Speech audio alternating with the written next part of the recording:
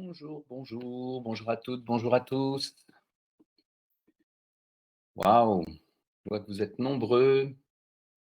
Bienvenue à Catherine, bienvenue à Christelle, à Christophe, à Corinne. Beaucoup de C aujourd'hui. À Marie, à Nathalie et aux autres. Eh bien, écoutez, bienvenue. Vous êtes les premières personnes pile à l'heure ou pour certains d'entre vous, peut-être un petit peu en avance. Voilà, je vois qu'il y a d'autres personnes qui commencent à se connecter. Alors, je suis Yanis Camus, formateur, consultant, facilitateur en intelligence collective et comédien. Et je me suis spécialisé sur les questions de coopération et je suis ravi aujourd'hui de vous partager le fruit de mes recherches et de mes expérimentations sur le thème comment prendre des décisions efficaces ensemble.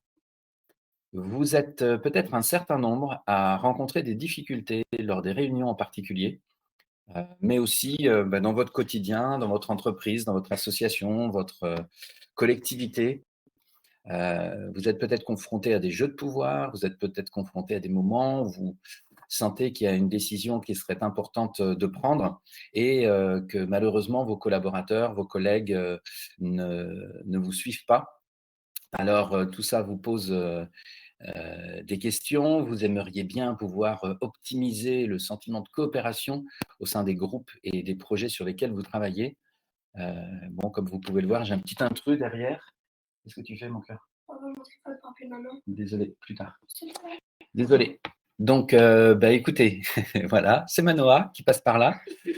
Je vous propose qu'on commence tout de suite. Je vais essayer de vous partager mon visuel. Alors, hop.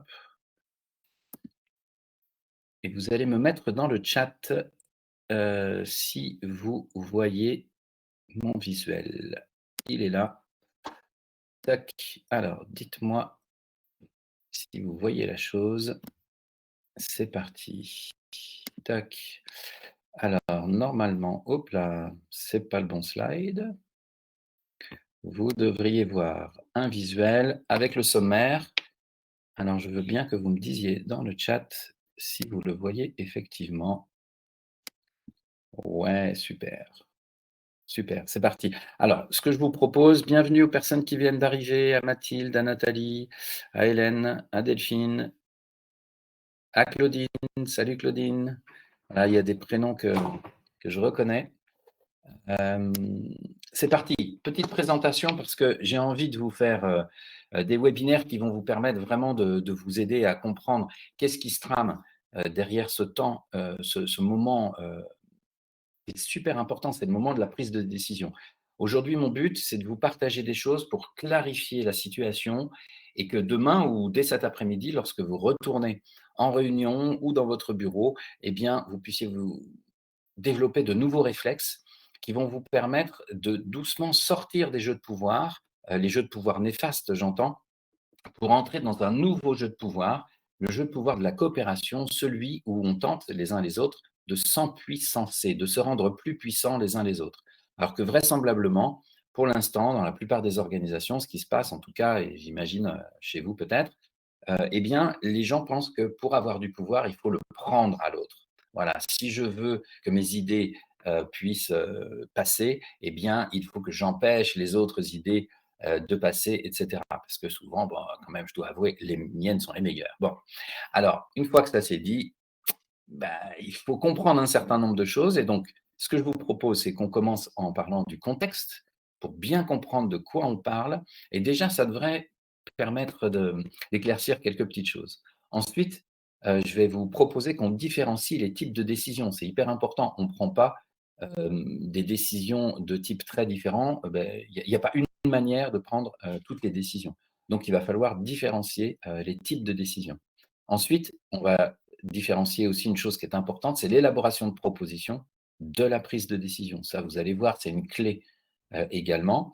Et enfin, je vous partagerai l'outil évolutionnaire ou révolutionnaire issu de la sociocratie, dont vous avez sans doute entendu parler, en tout cas pour les personnes qui me suivent depuis quelque temps, c'est la décision par consentement. C'est ça l'outil qui pourrait complètement transformer non seulement votre vie à vous, mais aussi la vie de votre organisation, la vie des groupes avec lesquels vous travaillez, la vie des gens qui parfois sont en réunion avec vous et qui travaillent sur les projets avec vous. Voilà. Alors, on commence tout de suite avec le contexte.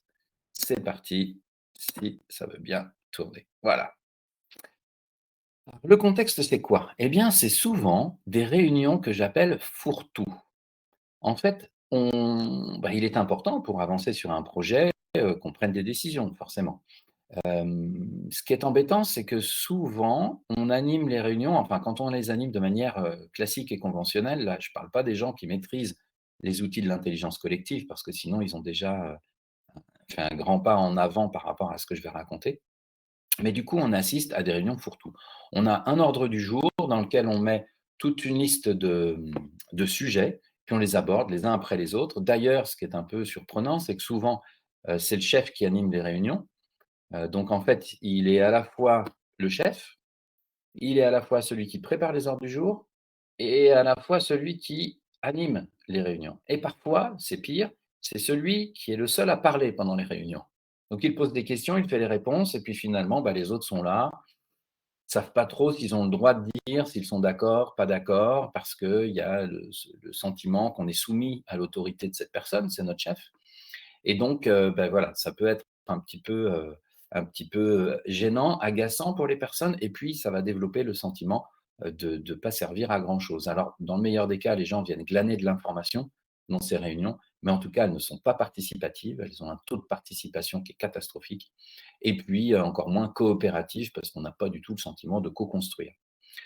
Ça, à la rigueur, c'est presque alors c'est pas le meilleur des cas. Dans le meilleur des cas, il y a quand même un peu de coopération qui se fait, puis l'animateur sait quand même déléguer, faire des tours de table pour, poser la question aux gens, de ce qu'ils pensent par rapport à ce qu'il vient de dire et cetera. Mais il y a d'autres cas qui sont encore pires. C'est le cas où finalement, l'animateur de la réunion, qui est souvent le chef, apporte des idées, des propositions et puis finalement, il se fait sabrer par l'assemblée. Donc ça vous est sans doute arrivé. Moi, ça m'est arrivé souvent. C'était assez, dramatique comme situation. J'avais bossé, parfois toute la nuit pour arriver avec un super, plan stratégique sur 3 ans extraordinaire. J'étais fier de mon travail et puis quand je le présentais à mes collègues, eh bien, ils me démontaient tout ce que j'avais fait. Donc je contre-argumentais pour leur montrer que: «Mais si, attendez, si j'ai pensé à ça, c'est parce qu'il y a une logique, regardez» et je les invitais à rentrer dans ma tête, mais ils n'avaient pas du tout envie d'entrer dans ma tête. Ce qu'ils auraient bien aimé, c'est co-construire, quoi. Voilà et alors sans outils, eh bien, c'est la galère et je me rappelle de réunions bien compliquées et aussi des réunions qui avaient des incidences, particulièrement, néfastes pour notre organisation et nos projets, à savoir des motivations, des tensions, et puis cette sensation, que, mes collaborateurs avaient la sensation que je leur imposais, des choses sans cesse, que je prenais les décisions à leur place et cetera. Donc pour sortir effectivement de ce jeu de pouvoir et pour aller vers un jeu de pouvoir qui est tout autre, comme je vous l'ai dit tout à l'heure, où on va s'empuissancer les uns les autres, il va falloir apprendre à coopérer et c'est le but de ce webinaire. Alors doucement, hein, on va pas tout apprendre aujourd'hui, mais je vais vous donner quelques clés hyper importantes. Ensuite, en numéro 2, la règle numéro 1 que je vous propose de mémoriser, c'est que pour vos réunions, il faut séquencer les choses. En fait, l'intelligence collective, la plupart des outils de l'intelligence collective séquencent la réflexion pour nous permettre d'être tous ensemble, hop, au même endroit de la réflexion et d'avancer pas à pas, plutôt que d'amener un sujet à l'ordre du jour et puis dire: «Bon alors voilà, il y a tel problème, qu'est-ce que vous en pensez?» et puis là, ça part dans tous les sens. Il y a les gens qui vont, tout de suite être en mode solution, les gens qui sont uniquement en mode critique, les personnes qui vont plutôt parler des émotions que ça leur génère, les gens qui sont plutôt analytiques. Enfin, tout ça pour dire qu'on parle du même sujet, mais à partir d'un prisme, d'un angle qui est tellement différent qu'on n'arrive pas à se comprendre. Du coup, ça aussi, ça génère des tensions. Et alors, de là arriver à une décision, ben non, c'est trop compliqué. On ne parle pas la même langue. On parle du même sujet, mais avec une langue différente. Du coup, on va avoir un mal de chien à trouver une décision qui va nous rendre satisfaits les uns et les autres. Donc voilà, règle numéro 1, le séquençage. Et vous allez voir, lorsque je vais vous présenter l'outil révolutionnaire qui est la décision par consentement, eh bien, c'est un outil qui séquence les choses et tout devient clair et limpide. Voilà. Et puis, les jeux de pouvoir, j'en ai parlé tout à l'heure. Ça fait partie effectivement de ce contexte où, si vous êtes dirigeant d'une organisation, eh bien, vous pensez parfois être légitime pour prendre un certain nombre de décisions. Eh bien, je vais vous décevoir. Aujourd'hui, je vais vous dire que non, vous n'êtes pas légitime pour prendre et surtout les décisions les plus importantes. Souvent, alors il n'y a pas que les dirigeants, hein, même leurs équipes disent: «Ah mais non, mais ça c'est tellement stratégique, c'est au chef de décider». Mais non, c'est faire porter sur cette personne une trop lourde responsabilité et en fait, il est important qu'un certain nombre de décisions soient partagées. Pas toutes, on va le voir tout à l'heure, ça fait partie de ce que je veux vous apporter. En tout cas, voilà le contexte. Globalement, on est dans la galère, on a une envie, c'est de coopérer, c'est d'optimiser nos réunions, c'est d'optimiser le travail en équipe pour prendre en compte les super idées qui sont dans la tête de chacun, sauf que souvent, on ne sait pas faire. Et à la place de ça, eh bien, c'est les super idées de chacun qui se confrontent et qui sont en mode compétitif et on n'arrive pas à les agencer pour créer quelque chose ensemble qui permette d'aller encore plus loin. Moi, j'aime beaucoup parler du 1 plus 1 égale 3. Pour moi, ça, c'est l'équation de la coopération. Une idée plus une autre idée égale, lorsqu'on sait les agencer, pouf, quelque chose de nouveau.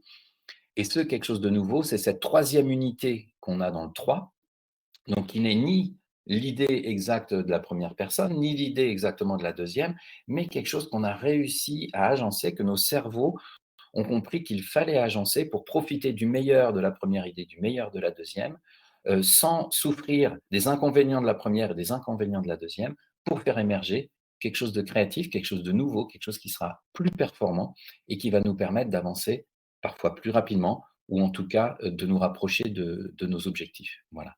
Donc ça, c'est la promesse que je vous fais. Si vous fonctionnez comme ça va tout changer. Souvent, je parle de gains de productivité de 30% dans les organisations qui utilisent ce genre de techniques, de posture et aussi il y a toute une partie sur la systémique dont je ne parlerai pas aujourd'hui. Mais si on se dote de tout ça, outils, posture et respect d'un certain nombre de règles systémiques, alors on peut gagner jusqu'à 30% d'efficacité dans notre organisation.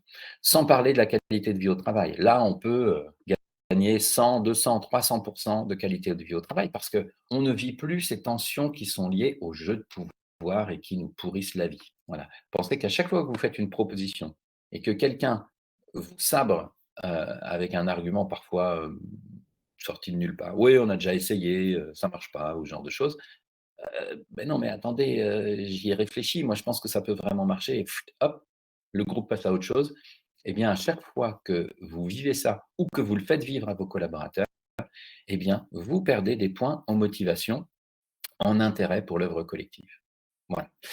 Petite vérification, s'il y a des questions dans le chat, ce que je vous propose, c'est effectivement de me poser des questions en direct dans l'onglet questions-réponses. Alors, pour l'instant, il y a Christelle qui met OK, c'est cool. Merci, ça devait être pour la question de tout à l'heure. Est-ce que vous voyez le visuel? Je vous invite, pendant que je parle, s'il y a des questions, effectivement, à me les poser directement dans le chat. Je vois qu'il y a une main levée. Delphine, est-ce que tu serais OK pour me poser ta question directement dans le chat, que je puisse y répondre? Voilà. Je trouve bien le module questions-réponses, mais pas le chat. OK, alors je t'avoue, je fais pas trop la différence entre les 2. Ah oui, d'accord. Bah non, c'est la même chose en fait, me semble-t-il. Bon, en tout cas, Delphine, si tu as une question, n'hésite pas. Et puis, ce que je propose, c'est à la fin du webinaire, heu, de donner la parole effectivement aux personnes qui auront levé la main. Donc si tu veux bien baisser la main, Delphine, pour l'instant, et puis je te la donne tout à l'heure. Entre-temps, je vous propose, après chaque séquence, de mon exposé, je lis vos questions et je tente d'y répondre. Voilà. En tout cas, aux 2 premières questions, puisqu'il y en avait beaucoup qui arrivaient, je les réserverai pour la fin. Ah, alors je vois qu'il y a quelqu'un qui relève la main, c'est Catherine. Catherine, tu veux bien ouais, super. Tu veux bien attendre la fin pour, prendre la parole? Je te donnerai directement la parole si tu veux bien à la fin. Mais là, n'hésitez pas à utiliser le chat. Bon, je ne vois pas de questions pour l'instant sur le contexte, ça semble clair. Alors je vous propose qu'on continue avec la suite. La suite, hop, c'est différencier les types de décisions. Donc ça, c'est une première clé. Comme vous pouvez le voir sur mon visuel de gauche, c'est un visuel que j'utilise dans mes formations, on va tenter de faire la différence entre ce qui est d'ordre politique, ce qui est d'ordre stratégique et ce qui est d'ordre opérationnel. En effet, on ne va pas prendre euh, des décisions de la même manière, qu'elles soient politiques, stratégiques ou opérationnelles. Donc, sur le visuel, j'essaye de vous expliquer de manière simple, c'est quoi le politique? C'est pourquoi, en deux mots, le sens profond de notre action. Voilà, vers quoi on veut aller. Alors, dans beaucoup d'organisations, ça, c'est l'instance un peu suprême qui prend ce genre de décision. Et donc, souvent, dans nos organisations, c'est fait par le vote. Bon, le vote, il est intéressant quand on est un très grand nombre de personnes, mais si on est dans une association ou dans une structure, peu importe la structure, avec un conseil d'administration d'une dizaine, quinzaine de personnes, alors moi je préconise que ces décisions soient prises avec la décision par consentement, avec cet outil qu'on va découvrir tout à l'heure. Voilà. Les décisions stratégiques maintenant. Mais alors oui, je ne vais pas trop m'attarder sur les décisions politiques. En fait, ce sont des décisions qu'on prend généralement une fois par an, une fois tous les 2 ans parfois. Mais ce n'est pas le quotidien d'une organisation. Ce qui m'intéresse plus, c'est de vous aider de manière efficace. Et donc, ce dont on va parler, c'est surtout des décisions stratégiques.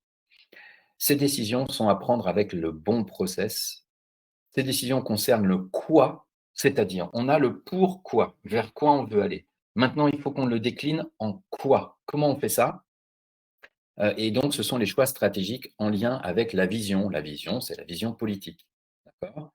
Donc, cette vision qu'on va appeler stratégique maintenant, eh bien, ça va être des grands axes. Pas forcément encore des actions concrètes, parce que les actions concrètes, on va les retrouver dans l'opérationnel, ça va être le comment, d'accord? Les actions concrètes à mettre en œuvre. Mais dans le stratégique, on va voir la manière dont on veut s'y prendre pour aller vers la réalisation de cette vision politique nouvelle.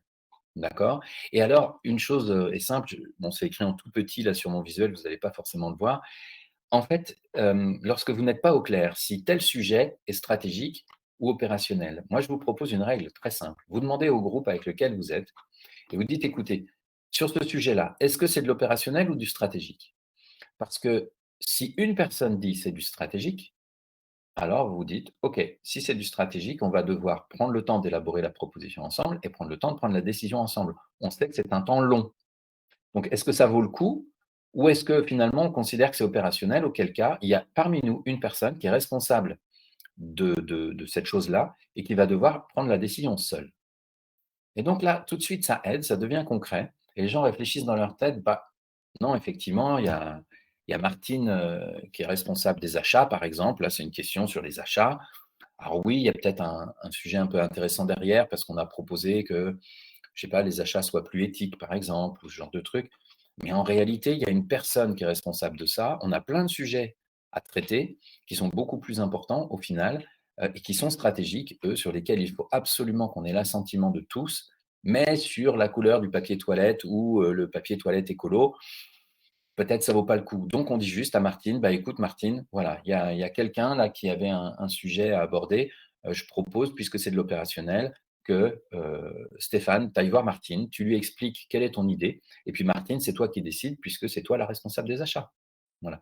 Et donc Stéphane comprend qu'il ne peut que tenter d'influencer Martine, mais il ne peut pas attendre qu'elle fasse ce qu'il lui demande exactement, parce que Martine, si elle est responsable des achats, elle a tout un tas de critères à respecter.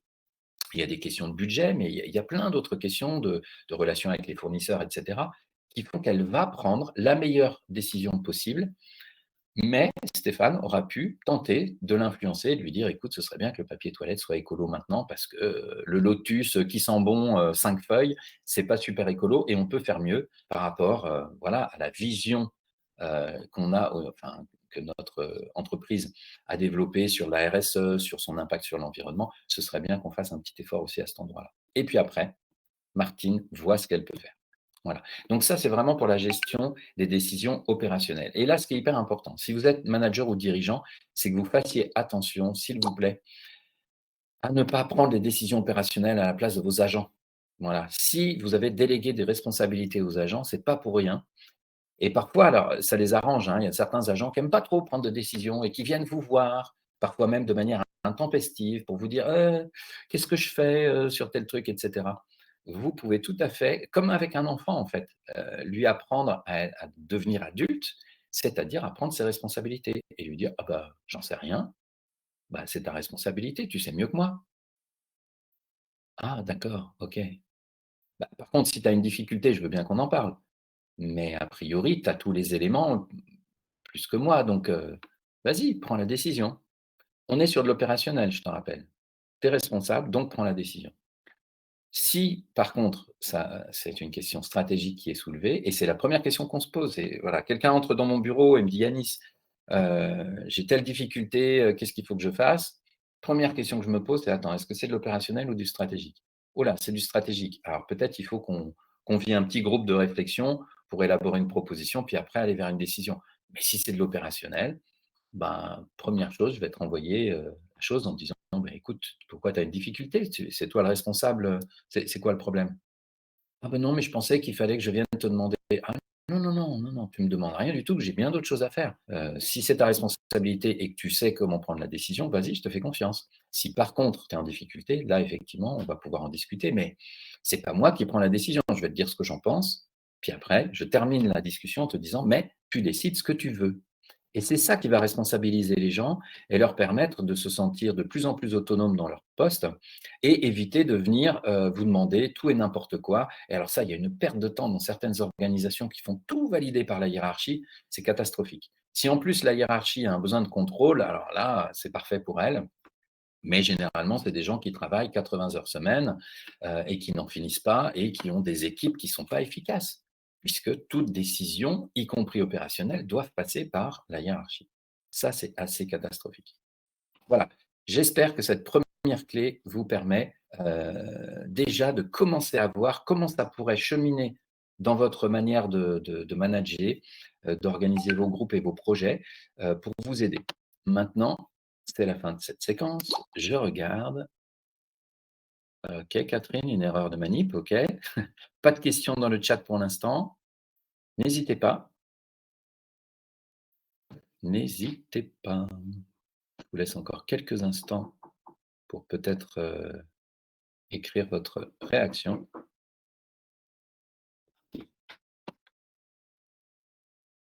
Pas de réaction, pas de questions. Bon, bah, écoutez, je passe à la suite et puis je vous écouterai, je vous donnerai la parole plutôt à la fin, à ce moment-là. Hop, c'est reparti. Tac. Alors, je vous ai dit tout à l'heure qu'il fallait différencier l'élaboration de propositions de la prise de décision. Ça fait partie de la règle numéro 1 dont je vous ai parlé, le séquençage. En fait, quand on est dans une réunion, quelqu'un apporte un sujet qu'il met à l'ordre du jour et généralement, qu'est-ce qui se passe? On ne sait pas trop ce qu'on veut faire avec ce sujet. C'est-à-dire, est-ce qu'on veut donner une information? Si c'est juste ça, c'est très rapide généralement. 1, 2 minutes, voilà, information descendante et on est clair, il n'y a pas besoin de débattre là-dessus. Sauf que parfois, comme vous ne prenez pas le temps d'être très au clair sur: «Tiens, tel sujet, qu'est-ce que je veux? Pourquoi je l'apporte? Qu'est-ce que j'attends en fait par rapport au groupe?» Eh bien, ce qui se passe, c'est que du coup, quelqu'un va rebondir et puis c'est parti et on peut partir pour une demi heure de discussion sur un sujet qui n'en valait pas le coup, alors que plein d'autres sujets dans l'ordre du jour, eux, en valaient vraiment le coup. Donc c'est pour ça que le séquençage est important et que c'est important que pour chaque sujet que vous mettez à l'ordre du jour, vous réfléchissiez. Est-ce que c'est pour apporter une information ou pour demander une information? Auquel cas, généralement, c'est très court. Est-ce que c'est sinon pour, dire: «Bah, je vois un problème et j'aimerais juste un échange pour savoir si vous aussi vous voyez le problème et si vous le voyez comme moi ou de manière différente. Mais aujourd'hui, c'est pas urgent, il n'y a pas besoin d'aller plus loin». Donc ça, c'est la deuxième chose qu'on peut attendre sur un sujet d'un ordre du jour. La troisième chose, c'est on a effectivement un problème, on en a peut-être parlé la semaine dernière, on est tous d'accord, il y a un problème, donc il faut élaborer une proposition pour avancer parce qu'on veut que la situation change, on veut avancer. Donc il faut élaborer une proposition.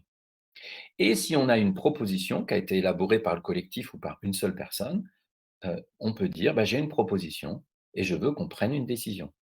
Si c'est du stratégique, je vous le rappelle, on va prendre la décision ensemble. Si c'est de l'opérationnel, on confie la décision à la personne qui est responsable. D'accord? Et généralement, ces choses-là n'ont pas trop, lieu d'être dans une réunion. Si j'ai une idée sur la question des achats, je vais voir Martine et je lui dis en direct, mais en dehors de la réunion. On ne va pas faire perdre de temps à tout le monde sur la question du papier toilette, etc. Mais du coup, je vais voir Martine directement pour lui dire, voilà mon idée, qu'est-ce que tu en penses, voilà. Puis après, je te laisse prendre ta décision en fonction de tous les éléments que tu as, puisque c'est toi la responsable. Voilà. Alors, oui, je vous parle de ce séquençage parce qu'en fait, généralement, c'est pas clair dans notre tête. Élaborer une proposition et prendre une décision, on a tendance à mélanger tout ça. Mais non, ce sont des moments qui sont très différents, qui vont requérir des capacités mentales différentes chez nos interlocuteurs. C'est assez rare qu'on ait des besoins très urgents. Donc, on a le temps d'élaborer dans un premier temps une proposition et dans un espace donné et avec un groupe donné, et plus tard de prendre la décision avec les personnes qui sont légitimes pour prendre la décision. Voilà. Alors là, il y a une chose qui est importante que je viens de vous dire, c'est que pour élaborer une proposition, on n'a pas besoin que tout le monde participe à l'élaboration de la proposition. Ben non, puisqu'en fait, tout le monde va participer. Alors, quand je dis tout le monde, c'est les personnes légitimes pour ça, d'accord? Les personnes concernées par le sujet vont participer à la prise de décision. Et donc, on va avoir un outil spécifique pour ça qu'on voit dans un instant. Mais pour élaborer la proposition, rien ne nous empêche d'élaborer une proposition à deux. Imaginons, je fais partie d'un comité de direction, on est une dizaine dans le comité de direction, et puis là, il y a un sujet qui traverse mon esprit où je me dis, mince, tiens, on a telle problématique, ok, peut-être j'ai soumis d'ailleurs à une réunion de CODIR où tout le monde m'a dit, oui, oui, effectivement, c'est un problème, etc. Merci, on a parlé pendant 5-10 minutes là-dessus, mais on n'a pas été plus loin. Eh bien, je peux convier une personne qui, selon moi, est une personne ressource pour m'aider à élaborer une proposition. Et puis, on va utiliser un outil comme par exemple celui que je vous présente là à gauche sur la slide, les tours de piste. Alors ça, c'est un outil qui va nous permettre d'élaborer une proposition à partir d'une situation simple. Et vous voyez qu'il y a de nouveau un séquençage en 3 étapes, mais c'est un séquençage simple. Il existe d'autres outils, comme par exemple celui que j'utilise souvent, moi, c'est les 6 chapeaux de Bono, qui permettent de faire la même chose que les tours de piste, mais par rapport à une situation complexe. Comme la situation est plus complexe, eh bien, on va utiliser un outil qui est plus complexe et qui dissèque encore plus, qui séquence encore plus les étapes de la réflexion. Voilà. Donc, les 6 chapeaux, même j'en ai créé un 7e, donc on va dire les 7 chapeaux de Bono et Yanis Camus, eh bien, vont nous permettre d'aller plus loin et d'élaborer une proposition par rapport à une situation complexe. D'accord? Et alors ça, je n'ai pas besoin de tout le monde. Je peux tout à fait le faire avec 2-3 personnes, puisque je ne vais pas prendre le pouvoir sur les gens. C'est juste un travail préalable, préparatoire, qui va me permettre ensuite d'aller en réunion de CODIR et de dire voilà, Géraldine et moi, on a pris 1 heure, on a élaboré une proposition ensemble par rapport au sujet dont on a parlé la dernière fois.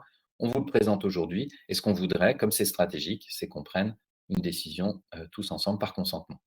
Et pouf, le cercle de consentement se met en place, l'animateur prend sa place, déroule tout le processus qu'on va voir dans un instant et vous avez, à la fin de votre réunion, une décision qui est claire, qui est partagée par tous et sur laquelle on n'a pas perdu 3 heures et on ne s'est pas écharpé à élaborer la proposition, puisque j'ai élaboré la proposition de base avec Géraldine, mais le process de décision, lui, a amélioré notre proposition de base et il a permis à ce que chacun adhère à la décision finale, puisqu'en fait, elle a été transformée en prenant en compte l'avis de chacun. Mais c'est bien d'avoir une base, d'avoir une proposition de base pour enclencher ce processus-là.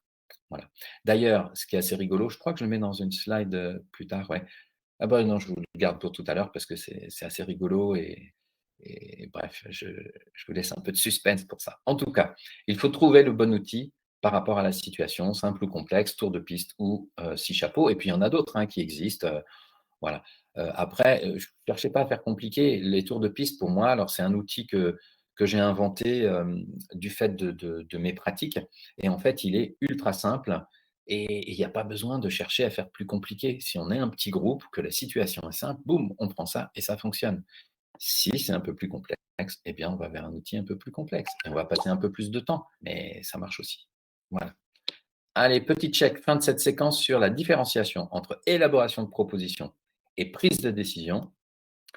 Je check s'il y a des questions. Ah, alors, Est-ce qu'une question stratégique dans une organisation peut relever de l'opérationnel? Alors là, je ne comprends pas ce qui est écrit, je ne comprends pas la fin de la phrase. Laurence, si tu veux bien me redire. Hop, dans une autre alors attends. Est-ce qu'une question stratégique dans une organisation peut relever de l'opérationnel dans une autre? Ah, dans une autre organisation? J'ai pas d'exemple, ça m'étonnerait. Ça m'étonnerait, mais par contre, si vous utilisez la petite règle là qui était écrite en rouge, qui dit que, on demande aux personnes, voilà: «Est-ce que c'est du stratégique ou de l'opérationnel?» Il peut y avoir une question qui frôle avec le stratégique ou peut-être une question qui est clairement stratégique et puis on se dit: «Non mais on n'a pas le temps, on a des sujets tellement plus importants qui sont hautement stratégiques et sur lesquels il faut qu'on travaille que peut-être cette question-là, eh bien, on laisse notre chef prendre la décision, tout seul ou toute seule». Voilà. Parce qu'on considère que là, on n'a pas le temps et qu'il faut y aller et voilà, il y a pas tant d'enjeux que ça, on a confiance dans notre chef, elle va pas faire n'importe quoi donc voilà, on peut lui dire: «Laurence, tu décides parce que les autres sujets, il faut qu'on garde le temps de notre réunion pour les autres sujets». Voilà. Par contre, hem, qu'une proposition soit considérée enfin un sujet soit considéré comme stratégique dans une organisation et opérationnel dans l'autre, non. Pour moi, alors, je dis non et en même temps, parfois, j'ai été confronté à des sujets où on ne sait pas trop. Donc, on se pose cette question. Est-ce que c'est important qu'on prenne 1 heure et demie pour élaborer une proposition, puis plus tard prendre une décision ensemble, ou est-ce qu'on peut faire confiance à quelqu'un qui va le faire? Voilà. On peut faire confiance à quelqu'un qui va le faire? Allez, paf, on fait confiance. Mais si on a confiance en personne, bah non, alors on prend le temps parce que parfois, quand j'interviens dans les organisations, on a un taux de coopération qui est tellement bas.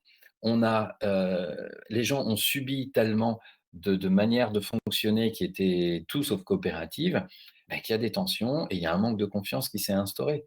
Et la confiance va se réinstaurer grâce à ce processus, parce qu'on va voir que personne n'essaye de tirer la couverture à lui ou à elle pour imposer ses idées. Voilà. Et c'est ça qui va nous permettre doucement de faire remonter le taux de confiance et puis, de permettre à chacun de dire, bah et y compris sur des sujets stratégiques parfois: «Bah non, c'est pas prioritaire, vas-y, Laurence, décide toute seule, on te suit». Voilà.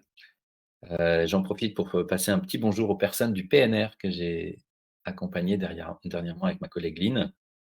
J'ai vu que vous étiez, plus ou moins nombreuses déjà à être intéressées et à être là ce midi, donc c'est chouette et alors bien sûr, vous réentendez des choses qu'on a vues ensemble, mais du coup, ouais, je vois les petits smileys.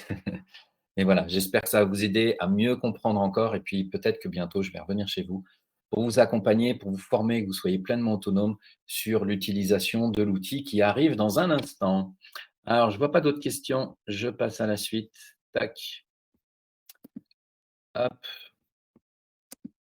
Alors maintenant, voici ce que peut-être certaines personnes attendaient depuis longtemps.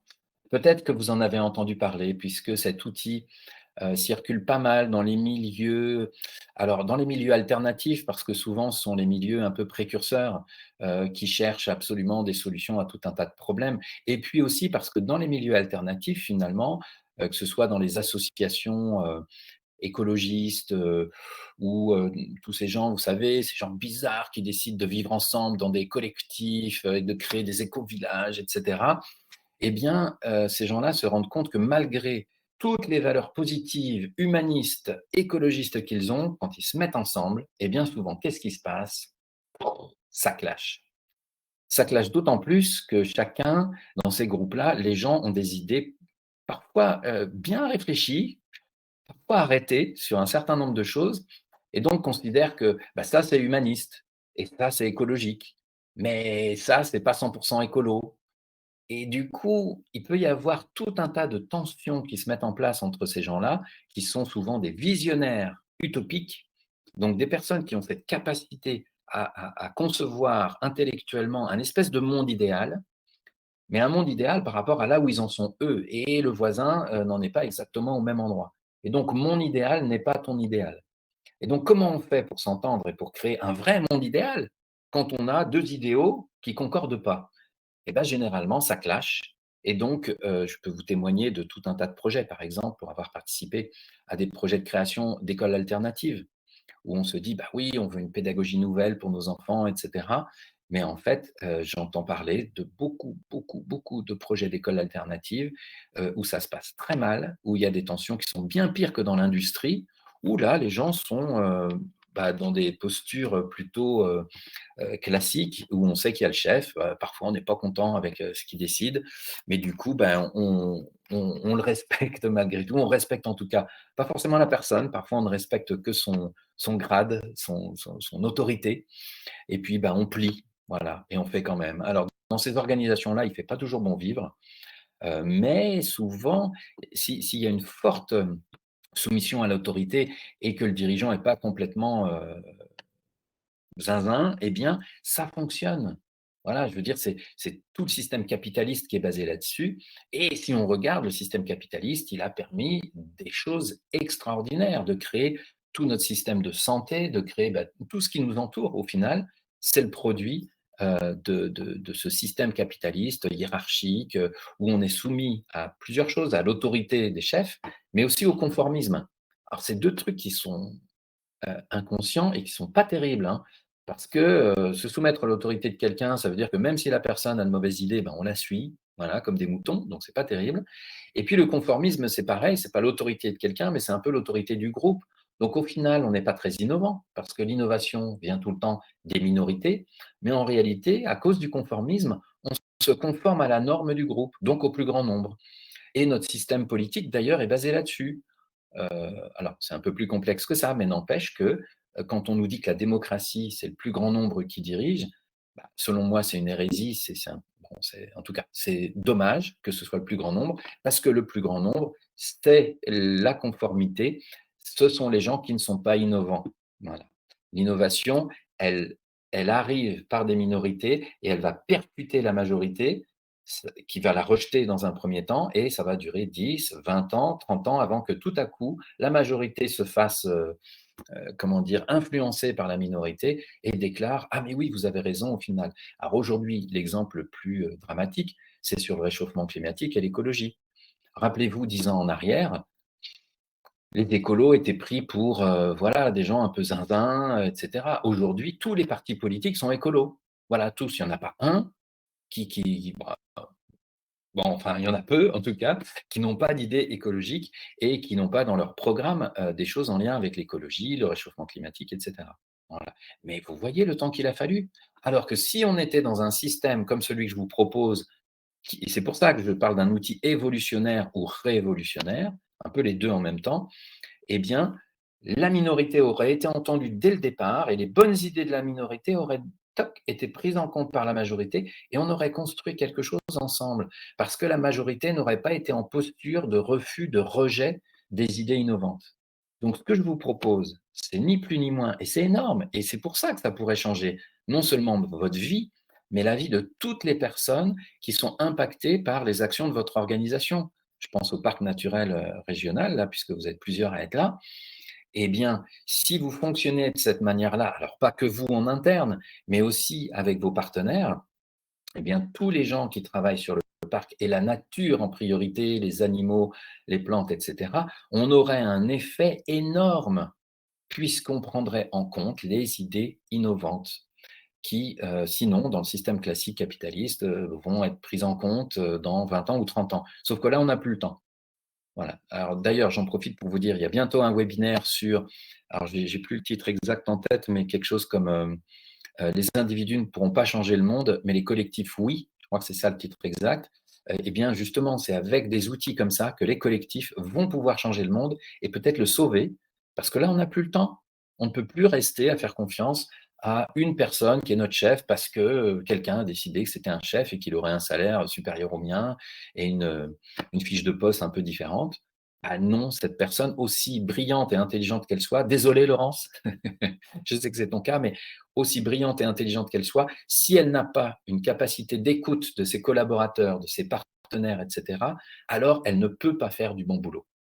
Et si elle est ultra brillante, ok, on va dire, j'ai entendu des choses comme ça, tiens, sur le métro à Rennes.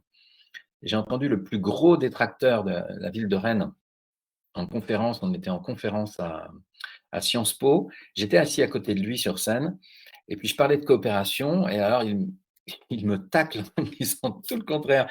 Il me dit: «Oui, mais si Edmond Hervé, donc l'ancien maire de Rennes, n'avait pas imposé à tous, y compris à sa majorité, le métro, on n'aurait pas eu de métro».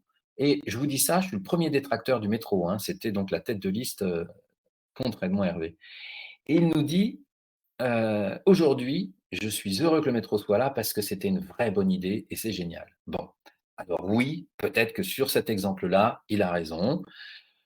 Edmond Hervé a imposé du coup, cette idée à tout le monde et cetera et aujourd'hui, il y a 2 lignes de métro à Rennes pour ceux qui ne le savent pas et c'est vrai que franchement, c'est agréable et cetera. Mais si on avait utilisé cet outil-là, si Edmond Hervé avait coopéré avec les personnes, qui étaient à l'époque ses contradicteurs, eh bien vraisemblablement qu'on n'aurait peut-être pas un métro, mais on aurait quelque chose d'encore plus performant.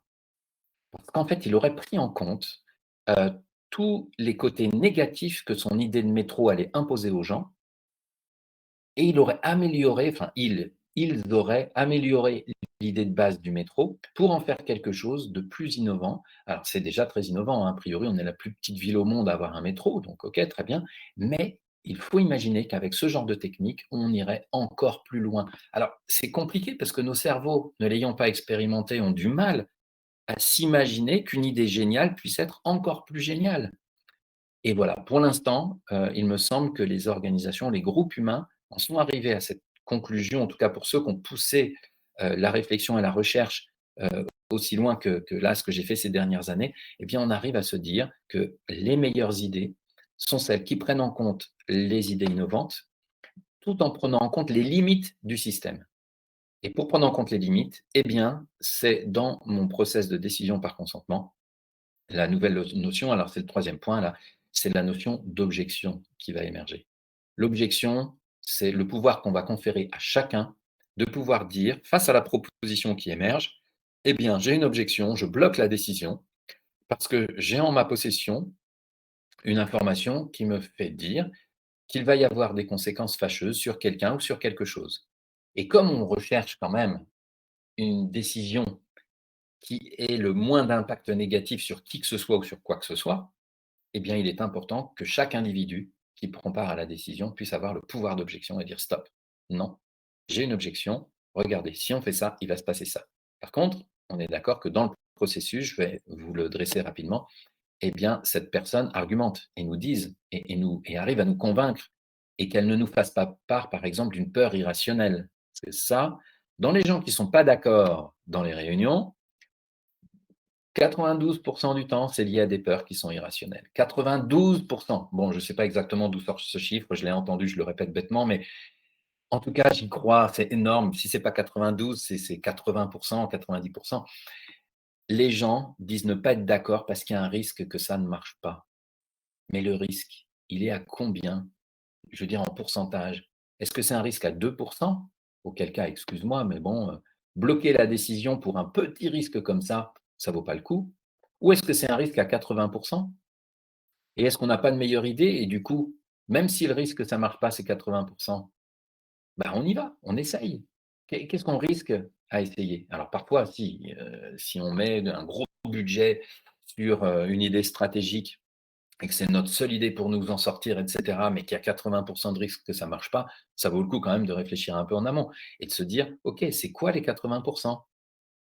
Et qu'est-ce qui fait que potentiellement ça pourrait ne pas marcher?» Et puis on dissèque ça, on décortique ça et là, quand on a bien compris tout ça, on se dit: «OK, comment on améliore notre proposition pour faire en sorte de réduire ce pourcentage de 80 de risque?» Et voilà.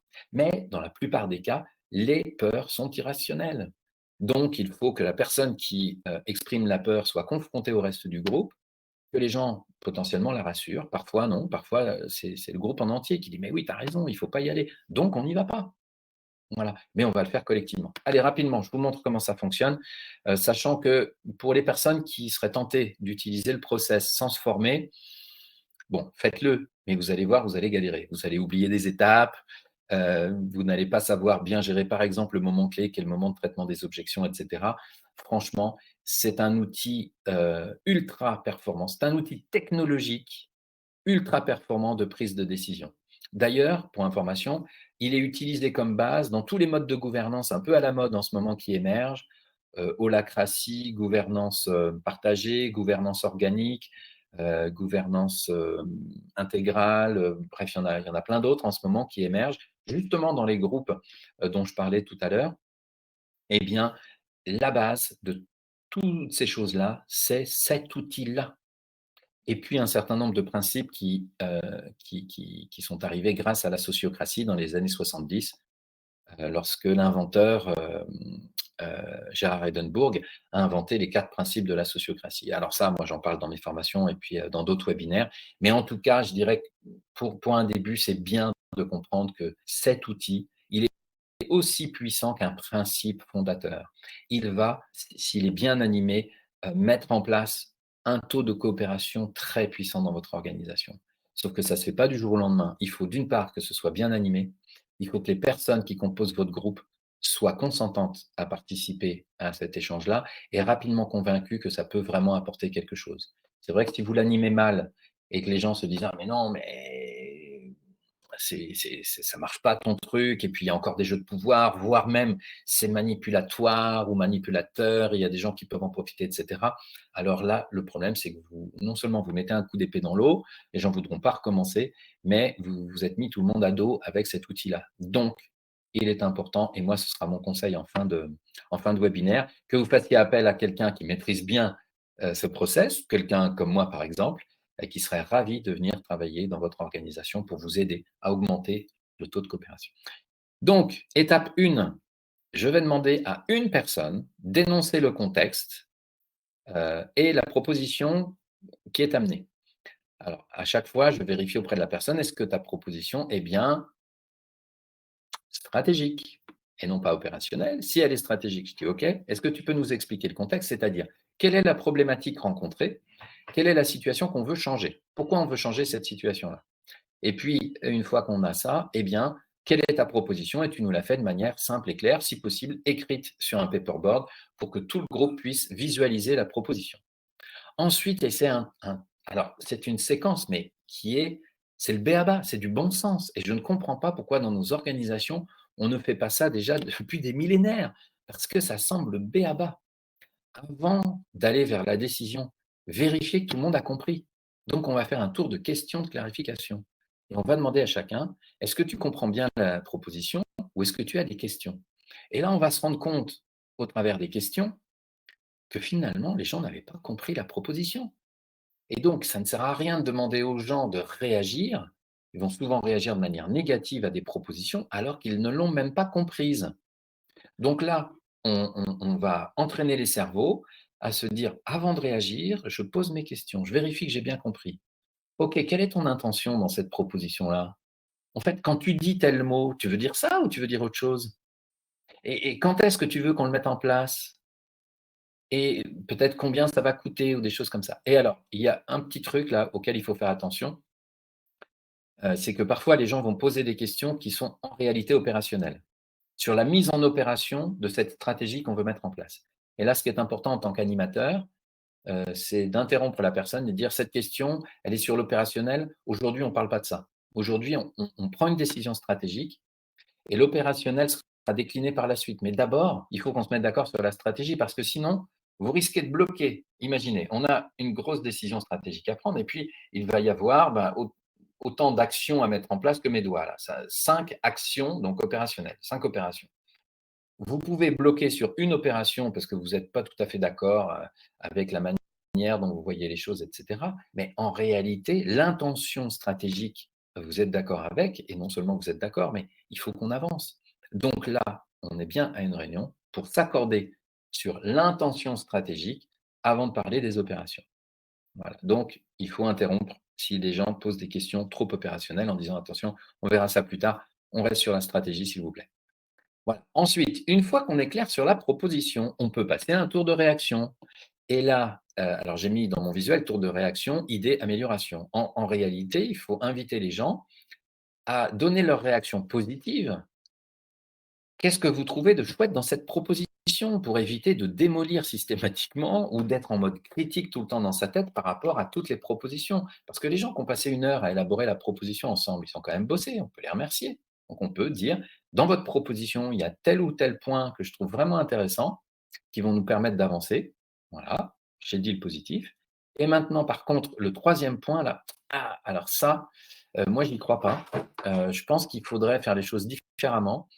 Peut-être, et là, pouf, si je porte des critiques, alors j'apporte des idées. Et ça, il faut entraîner les gens à le faire, parce que apporter des critiques sèches, vous allez voir que l'étape 4, l'étape bleue de l'amendement, ça va être difficile pour la personne qui porte la proposition de l'améliorer si on lui a descendu sa proposition sans lui donner des idées d'amélioration. Donc, on va entraîner les gens et systématiquement, lorsqu'ils font des critiques négatives, on va leur dire: «OK, est-ce que tu as des idées d'amélioration?» Puis parfois, les gens vont dire: «Ah, bah non, je suis capable de critiquer, mais je ne suis pas capable de proposer», ça arrive. Et parfois, les gens vont dire: «Oui, oui, tout à fait, je pense qu'il faudrait plutôt que ce que tu proposais là, hop, tu le formules comme ça, ou que tu le présentes comme ça, ou que tu le changes complètement», et cetera, et cetera. Voilà. Donc, on va entendre tout le monde réagir de manière positive, négative et avec des idées d'amélioration. Et c'est ce moment-là qui est génial et qui permet que toutes les idées de chacun viennent autour de la proposition de base pour la transformer et pour la rendre meilleure. Et c'est pour ça que mon premier point, là, sur mon slide à droite, je vous ai écrit: pas besoin d'avoir une proposition parfaite. Voilà, les gens qui veulent bosser pendant des heures et des heures à l'élaboration d'une proposition qui soit parfaite, qui fasse le consensus parfait, et cetera, vous vous plantez. J'aurais presque envie de dire, et c'est ça qui est rigolo, heu, si vous pensez que le sujet est pas très fédérateur, d'accord? Faites une proposition provocatrice. Une proposition, élaborez une proposition qui va mobiliser les gens où ils vont se dire: «Mais c'est n'importe quoi, mais il faut surtout pas faire passer ça». Et dans ce cas-là, imaginez, tour de questions, les gens vont vous dire: «Mais attends, ça veut dire ça ta proposition?» Mais bah, ils sont hyper surpris et donc là, pouf, vous créez de l'émotion, vous créez de l'intérêt chez vos collaborateurs. Ensuite, dans le tour de réaction, alors là, attendez-vous à ce qu'ils vous critiquent votre proposition, mais à la rigueur, vous avez fait exprès qu'elle soit provoque. Donc vous êtes prêt à entendre plein de critiques. Et puis, ils vont vous donner plein d'idées d'amélioration.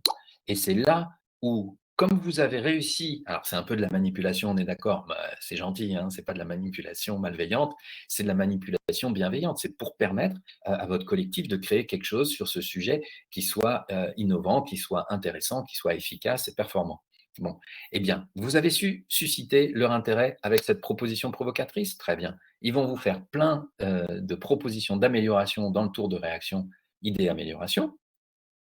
Vous les prenez en note. Dans votre cerveau, si c'est vous qui portez la proposition, vous voyez comment améliorer cette proposition, agencer les choses, etc. Si vraiment, et puis vous faites une nouvelle proposition, pardon. Et c'est cette proposition qui va être soumise au consentement de chacun. J'en parle dans un instant.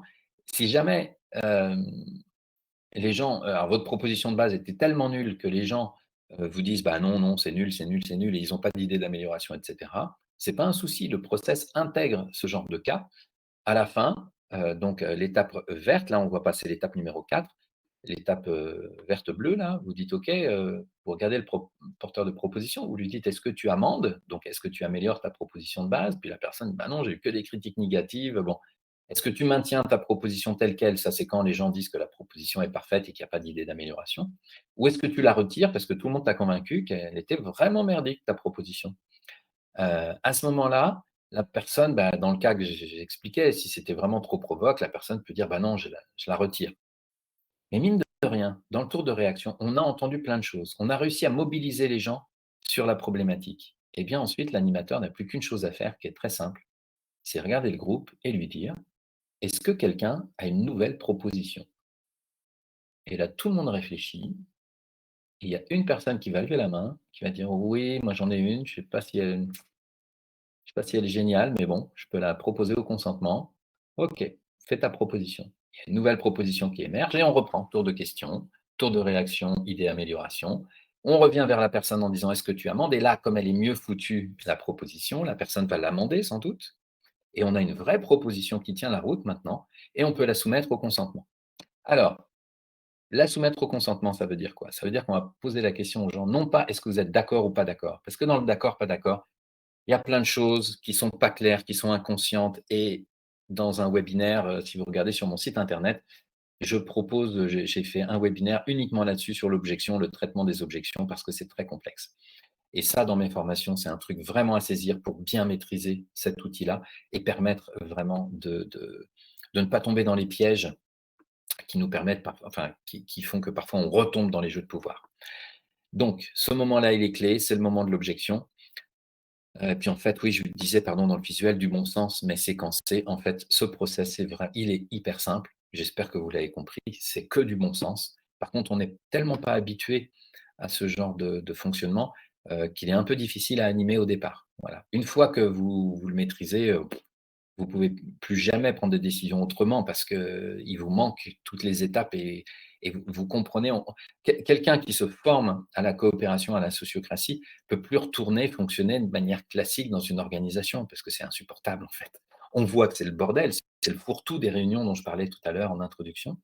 Et du coup, on n'a plus envie de ça. On a envie de séquençage, on a envie de clarté, on a envie d'efficacité. Et quand on a des outils comme ça qui sont simples, alors, ils sont un peu complexes à animer, mais en réalité, ils ne sont pas compliqués. Ce sont des outils hyper simples, c'est du bon sens. Une fois qu'on les maîtrise, notre cerveau est formaté de cette manière-là, on ne va pas tourner en arrière et c'est insupportable d'être dans des réunions bordéliques où tout le monde se coupe la parole, où voilà, on ne s'écoute pas, on casse des propositions alors que peut-être il y avait des bonnes choses dedans, etc. Et puis on voit tous les jeux de pouvoir et ça devient assez insupportable. Voilà. Bien, eh bien, j'en ai terminé sur cette séquence. Je vais vérifier s'il y a des questions ou des réactions dans le chat. Ah, là, ça a suscité un petit peu de réaction. Alors, si on a plusieurs propositions des participants, les fait-on passer tous dans l'outil de décision? Alors, idéalement, c'est une très bonne question qui va susciter une réponse un peu complexe. En fait, on a un deuxième outil pour prendre des décisions à partir de multiples propositions. Voilà. Il est proche de celui que je viens de vous montrer, mais il est différent puisqu'il permet de traiter plusieurs propositions et c'est un peu comme un entonnoir. Il y a plusieurs propositions qui arrivent, pouf, et en fait, il y en a une qui va être retenue, généralement qui peut prendre en compte un certain nombre d'idées qu'il y avait dans les propositions qui avaient été élaborées. Et puis, à la fin, il va y avoir bien sûr qu'une seule décision. Voilà. Donc ça, on a un outil pour ça. Mais en fait, on peut se poser la question en amont et se dire, et pour être efficace, en fait, il faut, selon moi, le conseil que je vous donnerais, éviter de demander aux gens plusieurs propositions, parce que vous faites bosser tout le monde à l'élaboration de propositions, c'est du temps, ça demande de la créativité, etc. Il vaut mieux être 2 ou 3 à élaborer une proposition. Alors, ça ne veut pas dire qu'on ne peut pas être 10. Si on veut élaborer une proposition à 10, pourquoi pas? Mais franchement, vu la qualité, la pertinence de l'outil que je viens de vous montrer, où là, on est les 10 pour prendre la décision, vous voyez bien qu'il y a de la co-construction dans ce process, eh bien, autant partir sur un brouillon quick and dirty, élaborer une proposition quick and dirty, rapide et un peu crade, quoi. Elle est pas top, c'est pas grave. Le process de décision par consentement, lui, va l'améliorer. Voilà. Donc, pour être vraiment efficace, moi, je conseille ça. Faites un petit groupe d'élaboration de propositions, et puis vous avez une proposition pas terrible, vous la soumettez au process et elle va devenir, sinon géniale, en tout cas efficace et partagée. Voilà. Et c'est ça qui est super important, parce que dans beaucoup d'organisations, c'est ça qui manque, c'est que ce n'est pas toujours partagé. Laurence, tu as un train de retard. Tu as toujours un train de retard. Bon, j'ai pas trop compris pourquoi, tu m'expliqueras. Alors, une interview très intéressante d'Isabelle Padovani, qui est devenue Isa Padovani aujourd'hui, sur une expérience éco-village. Merci pour le lien, c'est super sympa. Ouais, vous pouvez trouver aussi, si ça vous intéresse ce sujet-là, toutes les vidéos de, comment elle s'appelle, Sophie Rabi. Sophie Rabi et son compagnon Laurent, dont j'ai oublié le nom. Alors, Rabi, c'est facile à souvenir parce que c'est la fille de Pierre Rabi, qui ont participé enfin, qui ont été les fondateurs et les inspirateurs d'un gros projet d'école alternative au sein d'un collectif et où ça s'est très, très, très mal terminé. Ça a été très violent. Et ils ont décidé ça a été super intelligent de leur part, je trouve, de se dire, bon, il faut qu'on utilise cette expérience pour comprendre qu'est-ce qui se joue au niveau humain, pourquoi on n'a pas réussi à coopérer, alors qu'on était tous avec de belles valeurs, les mêmes valeurs à la base. Et donc, ils sont allés voir les têtes de pont au niveau national de la gestion de conflits, et ils leur ont fait faire des interviews assez longues que vous pouvez retrouver sur YouTube, qui sont très inspirantes. Voilà. Je crois qu'il y a Isa Padovani justement, entre autres. Donc en tout cas, voilà. Alors, peut-on prendre une décision par consentement si les personnes qui élaborent la proposition ne sont pas présentes? Dans le cas d'une asso, avec des personnes qui ne sont pas toujours présentes en réunion. Alors, ma chère Marie, ça, c'est terrible. Ce que tu vis, ça s'appelle le bordel. Donc là, il est bon, dans ces cas-là, me semble-t-il, de créer un peu de verticalité. Alors, dans les groupes alternatifs dont je parlais tout à l'heure, où les valeurs humanistes sont premières et où la valeur efficacité, rigueur, parfois sont derrière, eh bien, on arrive à des situations comme tu as décrit là. C'est-à-dire, il y a des gens qui peuvent faire des propositions, puis dire: «Ah oui, mais je ne suis pas présent parce que j'ai autre chose à faire, je m'occupe de mes enfants, je ne sais pas quoi». Donc, j'envoie par mail ma proposition et puis j'attends que la décision soit prise. Alors, généralement, ces gens-là, ils attendent que leur proposition soit validée telle qu'elle, hein, voilà.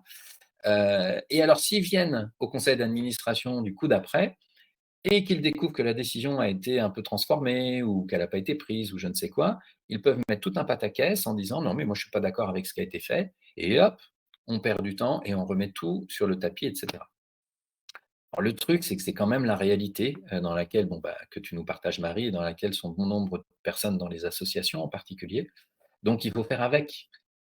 Mais moi, je vous encourage quand même à avoir, soit il y a un leader dans votre groupe, soit bah, vous parlez de ce problème-là et en disant: «Bon, qu'est-ce qu'on fait? On n'avance pas, quoi». Alors, soit les personnes qui ne sont pas là font confiance, soit vous dites, et c'est peut-être un peu l'idéal dans ce genre de situation, les personnes qui ne sont pas présentes, Heu, bah, les décisions qu'on va prendre en collectif s'imposent à vous, sauf dans un cas précis, si vous avez une objection, mais une vraie objection. Pas une peur irrationnelle dont je parlais tout à l'heure, pas une envie comment dire? Pas une préférence, pas ce genre de choses et là, c'est tout un apprentissage sur la notion d'objection. C'est pour ça que c'est important que ce soit bien maîtrisé cet outil et que la notion d'objection, elle est fondamentale. Donc je vous renvoie à mon webinaire qui est un peu long, un peu fastidieux, je pense, mais qui décortique vraiment, cette notion d'objection et si dans la vie, vous arrivez de plus en plus à comprendre ce qu'est une réelle objection d'un «je suis pas d'accord» un peu, comment dire? Pas très légitime, eh bien ça va vous aider. Alors moi, ça m'aide par exemple, avec mes enfants, ça m'aide, au dans ma vie de famille, ça m'aide dans mes relations avec mes amis et cetera. Quand je fais une proposition et qu'on me dit non, à chaque fois je suis frustré, mais du coup je vérifie. OK, qu'est-ce qui se passe? J'entends que tu as une objection, mais alors la personne dit: «Je suis pas d'accord». Je dis: «OK, bah, prenons cette phrase-là, donc tu es pas d'accord et pourquoi tu es pas d'accord?» Et là, comme je maîtrise bien, j'arrive à confronter parfois la personne qui n'est pas d'accord pour de mauvaises raisons. Et je lui dis: «Bon, bah, en fait, oui», par exemple, ça te demande un effort. Quand je fais une proposition à mon fils de ranger le lave-vaisselle. Ça te demande un effort, OK. L'effort, tu l'estimes à combien sur 100? Est-ce que c'est un énorme effort? Et peut-être que oui, parce qu'il est fatigué de sa journée et qu'il a, là, besoin enfin, il était parti à jouer ou à faire je ne sais quoi et du coup, bah, là, tout de suite, c'est un énorme effort. Donc, je vais respecter ça et je vais lui dire: «Bon, OK, si c'est un effort à 90, je comprends que c'est difficile pour toi. Du coup, comment on peut faire pour que le lave-vaisselle soit fait? Que tu respectes, bah, la règle de la maison, c'est que tout le monde contribue et en même temps que, tu vois, ça ne te soit pas imposé là, maintenant, parce que là, tout de suite, tu peux pas». Et donc, dans le meilleur des cas, s'il a un peu de comment dire? De mince, comment on dit? D'envie de contribuer et cetera, elle va me dire: «Bon, bah, je le ferai plus tard». OK, bah, alors je vérifie quand, hein, quand même. Puis je suis là derrière pour dire: «Ah, je crois que c'est le moment. Tu t'étais engagé sur cette heure-là», voilà. Parce que sinon, avec les enfants, on sait comment ça se passe. Voilà et puis, bah, il y a des moments où malheureusement ça ne se passe pas de cette manière-là et en tant que parent, on a tendance à vouloir imposer si on a l'impression de se faire manipuler par notre enfant. Parce que parfois, ils sont forts pour ça. Donc oui, bah, j'espère que j'ai répondu à ta question, Marie. Idéalement, c'est éduquer le groupe à être plus présent, plus régulier, parce que c'est comme ça qu'on va être plus performant et faire avancer le schmilblick. Mais si les gens vraiment, ne peuvent pas, voilà. Il faut se poser aussi la question, hein, est-ce que l'objet de notre association, c'est juste d'être une bande de copains et puis on avance, c'est pas très important finalement les projets qu'on mène, parce que c'est plutôt un prétexte pour être ensemble? Auquel cas faut pas se prendre la tête et pas chercher l'efficacité. Ou alors non, on est une association avec des buts qui visent vraiment à changer les choses, à améliorer le quotidien de gens ou des choses en lien avec l'environnement ou que sais-je. Et donc là, on a vraiment une envie d'efficacité et ça nous saoule, des gens qui sont pas là et qui remettent en question les choses, et cetera. Et donc on les confronte, voilà. Et puis on peut mettre en place des règles. Bah, celui qui est pas là a rien à dire, sauf, et ça c'est la règle coopérative, s'il a une objection réelle et fondée et argumentée. Et là, on la prend en compte parce que potentiellement, cette personne peut nous dire, bah là, vous venez de prendre une décision, par exemple, qui est illégale. Vous vous apprêtez à faire quelque chose d'illégal. Bah, mais nous, on n'avait pas l'information, tu n'étais pas à la réunion. Bah oui, bah, je vous la donne maintenant. OK, bah, on bloque la décision. Ça, c'est super important. Voilà. Alors, Catherine, parfois, il n'est pas possible d'un point de vue opérationnel de mettre en œuvre une décision stratégique. Dans ce cas, il faut retravailler le stratégique, je suppose. Alors, si ça arrive, je t'avoue que je crois que j'ai jamais été confronté à ça. Mais effectivement, si on a pris une décision stratégique et au moment de passer à l'opérationnel, on se rend compte, je te donne un exemple, on a pris une décision stratégique à un moment donné où on avait du budget, et puis pour X raisons, on est confronté à une situation, là, boum, ça nous tombe dessus, on n'a plus de budget. Et on se rend compte que d'un point de vue opérationnel, bah oui, tu as raison, on ne peut pas mettre en place la décision stratégique. Bah, dans ce cas, on va le sentir, hein, et puis on va se regarder, on va se dire, bah oui, mais on ne peut pas, bah oui, il faut voir la stratégie, effectivement. Et donc, on reprend notre process et on se dit, bah, le contexte étant différent, il faut qu'on trouve une stratégie adaptée au contexte. Voilà. Aussi pour vous dire, hein, vous avez peut-être entendu parler d'agilité dans un certain nombre d'organisations. Alors ça vient du monde des startups et de l'informatique. En fait, il me semble que la sociocratie et cet outil-là, c'est un outil agile, puisqu'il ne dit pas, on ne recherche pas la décision parfaite ou la plus parfaite possible. Ça, c'est la recherche de consensus fort, qui est très difficile à atteindre. D'ailleurs, j'ai cherché pendant de nombreuses années, je n'ai pas trouvé de process qui permette ça. Ce qu'on cherche, c'est le consentement. Ça va un petit peu moins loin, mais du coup, ça permet, puisqu'on est agile, de dire on fait le premier pas. Et puis, si la décision n'est pas parfaite et qu'elle ne transforme pas la situation telle qu'on l'a voulu, telle qu'on l'avait imaginée voilà, parfaitement, eh bien, ce n'est pas grave. On pourra prendre d'autres décisions stratégiques et donc en décliner par la suite d'autres opérations qui vont améliorer. Mais ce qui est important, c'est d'éviter l'immobilisme et d'avancer pas à pas. Voilà. Et avec tout le monde, sans mettre des gens de côté, parce que sinon, on est dans des organisations où les gens, et ça, vous l'avez sans doute vécu, se disent, ouais, d'accord, j'ai fait plusieurs propositions, on ne m'a pas pris en compte, j'ai dit que j'étais pas d'accord parfois, on ne m'a pas pris en compte, on m'a imposé les choses, et bien, puisque c'est ça, maintenant, je fais mon boulot, je n'en fais pas plus. Voilà, je pointe, je suis en mode démotivation, désintérêt pour la chose, puisque en réalité, on ne me prend pas en compte, bah, je me comporte un peu comme un enfant soumis ou un enfant rebelle qui n'est pas content. Voilà. Allez, on continue. Alors, Laurence, ton train de retard, tes questions arrivent en fait après la séquence concernée, le temps que je rédige. Alors, du coup, je ne sais pas de quelle question tu poses. Je reviens en arrière s'il y en avait.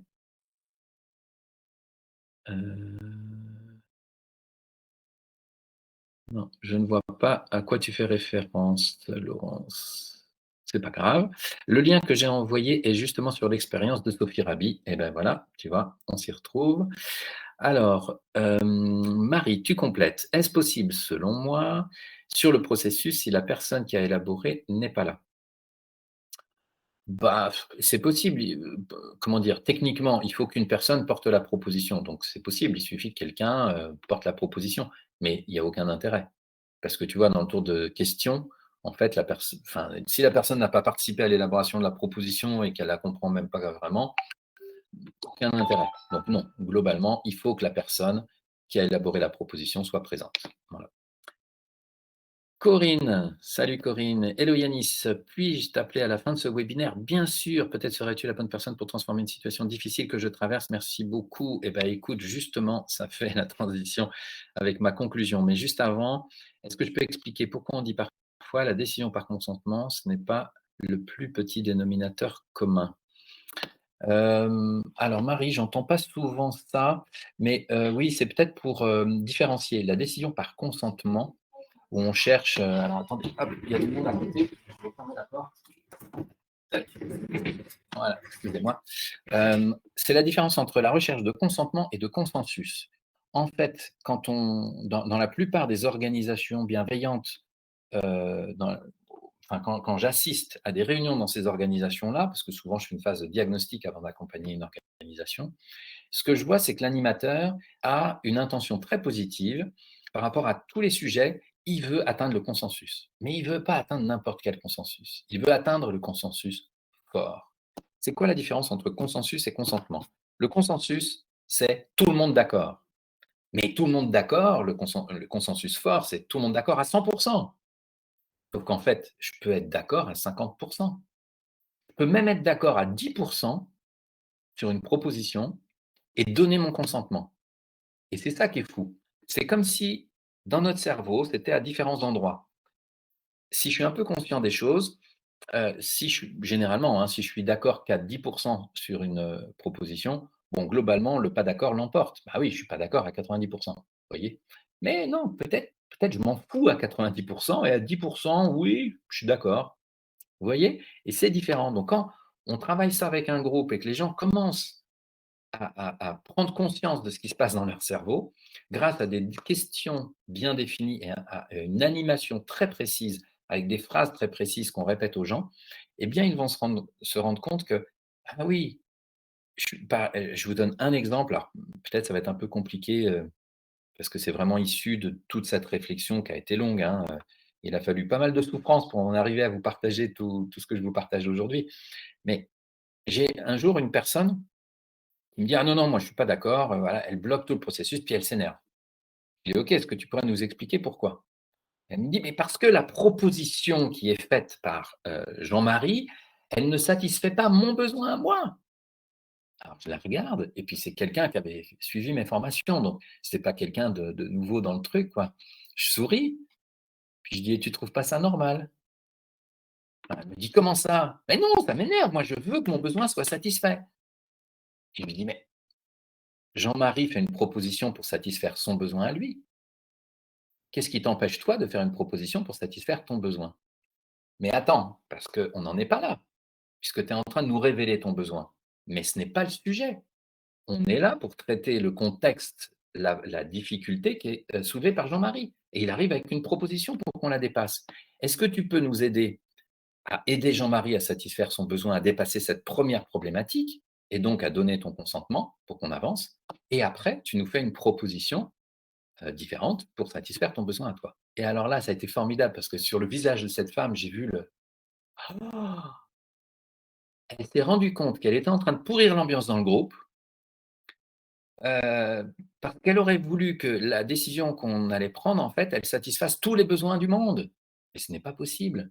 Donc quand je vous dis qu'on fait du pas à pas, c'est ça, on fait du pas à pas. Donc d'abord, on satisfait les besoins de Jean-Marie et après, rien ne t'empêche. La règle du jeu dit que tu peux faire autant de propositions que tu veux.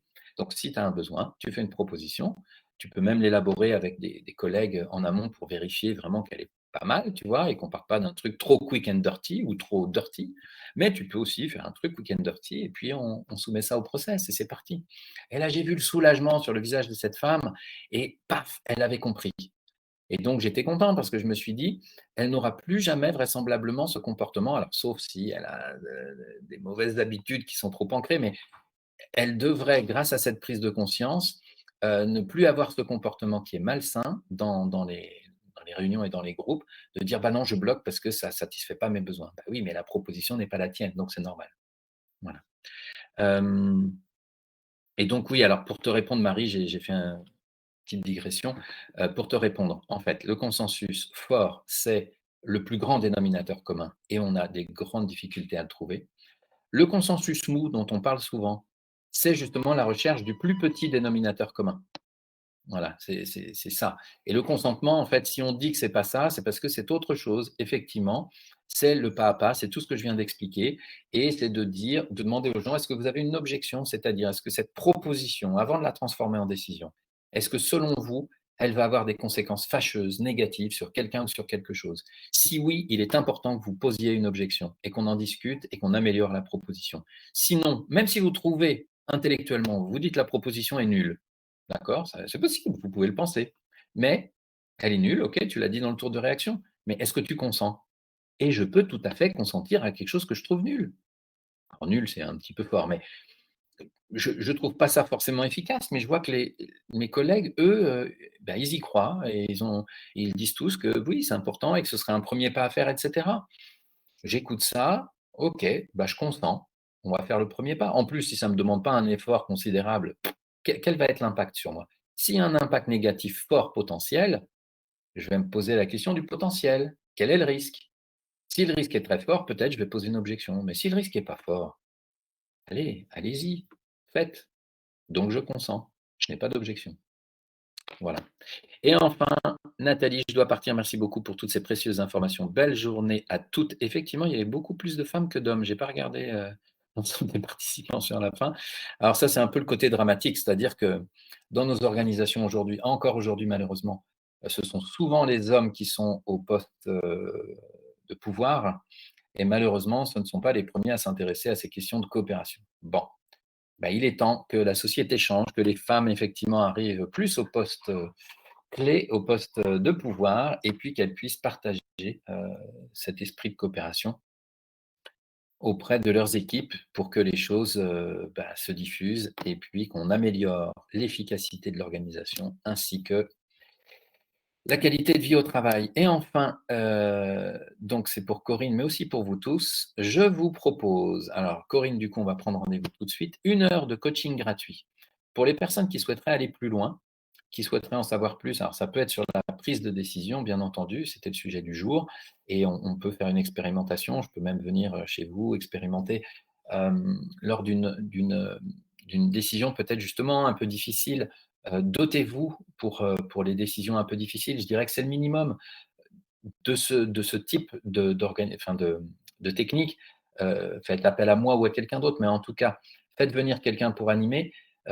Vous ne serez, en tant que dirigeant, par exemple, pas dans la posture de l'animation, vous serez pleinement concentré en tant que participant à la prise de décision avec vos collaborateurs.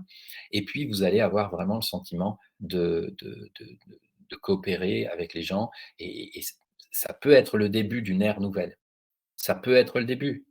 Après, vous savez, c'est comme au rugby. On marque un essai, il faut le transformer. Et si vous vous plantez lors de la transformation, ça coince. Là, j'ai accompagné pendant un temps, enfin, j'ai pas accompagné, j'ai formé 80 managers dans une grosse organisation dans laquelle le dirigeant, alors c'est quelqu'un qui a plus de 50 ans, qui est quelqu'un de très innovant et qui veut impulser ces histoires de coopération. Le problème, c'est qu'au quotidien, il a 30 ans de carrière, de mauvaises habitudes, où il prend les décisions seul, où il remet en cause les décisions des gens, etc. Et donc, il y a tout un tas de choses qui ne sont pas alignées. Ce qui fait que quand je parle avec les collaborateurs, parce qu'il m'arrive de les rencontrer dans ma vie perso, je leur dis alors, comment ça se passe? Tout le monde en a marre, en disant, il fait des beaux discours, mais son comportement est contraire à ce qu'il préconise. Donc, il donne un mauvais exemple. Donc, les managers, ben, ils font ce qu'ils peuvent, mais comme ils n'ont pas le bon exemple du dirigeant, c'est compliqué. Euh, voilà, et on n'avance pas. Et voire même, nous qui sommes en bas de l'échelle, bah, on a envie de freiner des cas de fer parce que les beaux discours coopératifs et blablabla, on n'y croit plus. Voilà. Donc en fait, ce dirigeant-là, ce dont il a besoin, c'est quoi? Il a besoin d'une personne, d'un espèce de mentor auprès de qui il peut se retourner dès qu'il rencontre un problème pour dire ah, là, Yanis, comment je peux faire? Je rencontre telle difficulté. Comment je peux réagir de manière coopérative pour que ce soit vraiment, pour que j'incarne ce que je raconte par ailleurs, parce que c'est nouveau pour moi. Et c'est juste avoir un peu de bon sens et d'humilité, en fait. Moi, c'est ce que j'ai vécu lorsque j'ai mis ça en place dans mon organisation. J'avais un comportement de petit chef classique. J'étais le fondateur, je pensais que c'était à moi de décider, etc., que mes collaborateurs travaillaient au service de mon projet. Bon, bah, ça marchait pas, les gens n'étaient pas heureux, ils me le renvoyaient, je galérais. Et puis, quand j'ai découvert la sociocratie, bah, j'avais mon mentor. Et dès que j'avais une difficulté, j'envoyais un mail. Je dis voilà, tac, il y a un collaborateur qui me demande ça, je ne sais pas comment réagir, qu'est-ce que je fais? Et là, j'avais la chance d'avoir un super mentor qui ne me disait pas exactement ce que je devais faire, et qui me rappelait ce qu'était la posture coopérative pour que je trouve les réponses moi-même, mais des réponses cohérentes par rapport à la situation que j'étais en train de rencontrer. Donc voilà, dans un premier temps, si vous voulez aller plus loin, vous avez plusieurs possibilités. Vous pouvez regarder tous mes webinaires qui sont sur mon site internet. Voilà, vous allez trouver ça assez facilement. Vous allez recevoir, idem pour les personnes qui nous ont quittés un petit peu en avance, le replay, normalement, si la vidéo a bien fonctionné, le replay de ce webinaire-là pour voir la fin. Puis les personnes qui s'étaient inscrites, qui n'ont pas pu participer au webinaire, vont pouvoir, recevoir le replay et découvrir tout ça. Et donc, chaque personne qui voit cette vidéo peut m'appeler pour 1 heure de coaching. On discute de votre situation, c'est gratuit. Et puis, on voit si vous voulez aller plus loin. Ma foi, je serais ravi de vous accompagner dans un petit bout de chemin ou un grand bout de chemin pour transformer. Alors, soit pour mettre un panier, ou vous savez, pour gagner une partie, parce que vous avez une problématique que vous voulez solutionner, soit vous vous dites, je veux devenir autonome pour solutionner toutes les problématiques auxquelles je vais être confronté en mode 1 plus 1 égale 3, en mode intelligence collective, en mode coopératif. Et dans ce cas-là, je veux qu'Anis intervienne pour transformer notre fonctionnement, notre organisation. Et puis là, suivant la taille de votre organisation, je vais vous expliquer comment ça se passe, mettre en place un process qui sera adapté, une méthode, une méthodologie adaptée à chaque organisation que je vais construire avec vous.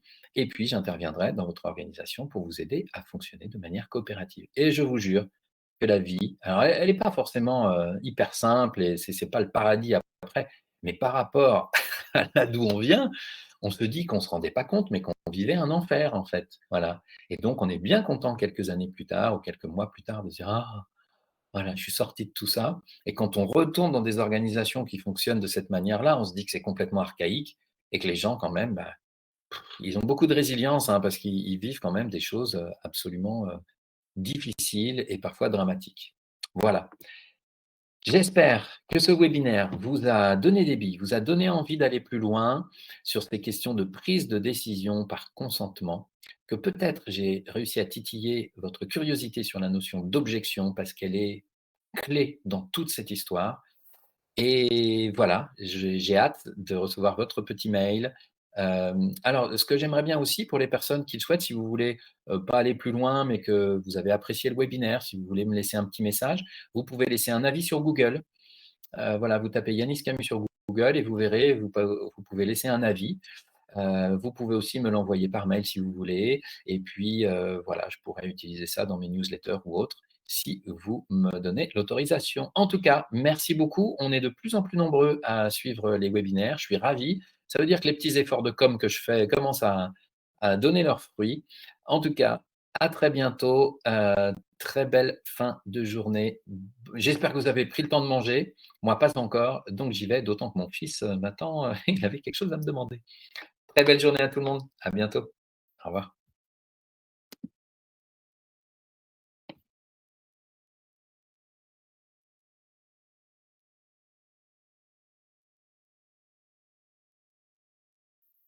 Marie, si tu es toujours là, est-ce que l'heure de coaching gratuite peut être aussi une heure de supervision, type supervision ou prise de recul sur la méthode? Je travaille comme facilitatrice. Tout à fait. N'hésite pas, c'est gratuit. Merci Yanis. De rien, Laurence, au plaisir. Plein de bonnes choses à vous. Je pense fort à vous. De rien, Christine. Et je vois que les gens sont en train doucement de partir. À bientôt.